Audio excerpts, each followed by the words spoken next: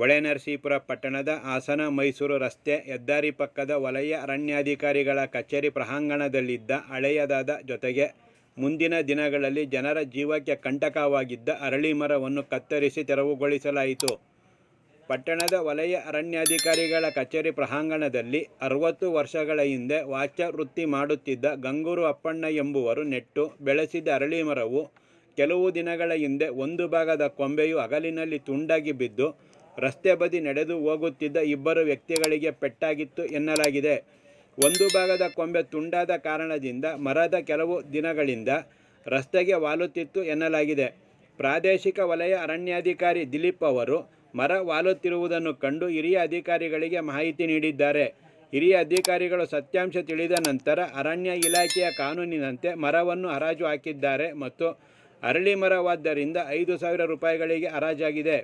ಬುಧವಾರ ಮುಂಜಾನೆ ಭಾರೀ ಗಾತ್ರದ ಮರವನ್ನು ಗುತ್ತಿಗೆದಾರ ಕತ್ತರಿಸಲು ಪ್ರಾರಂಭಿಸಿದ ಕಾರಣದಿಂದ ಮಧ್ಯಾಹ್ನದ ನಂತರ ರಸ್ತೆಯನ್ನು ಬಂದ್ ಮಾಡಲಾಗಿತ್ತು ಮತ್ತು ವಾಹನಗಳು ಬಸ್ ಡಿಪೋ ರಸ್ತೆಯ ಮೂಲಕ ಸಾಗಿ ಕೋಟೆ ಮುಖಾಂತರ ಬಸ್ ನಿಲ್ದಾಣಕ್ಕೆ ಆಗಮಿಸುತ್ತಿತ್ತು.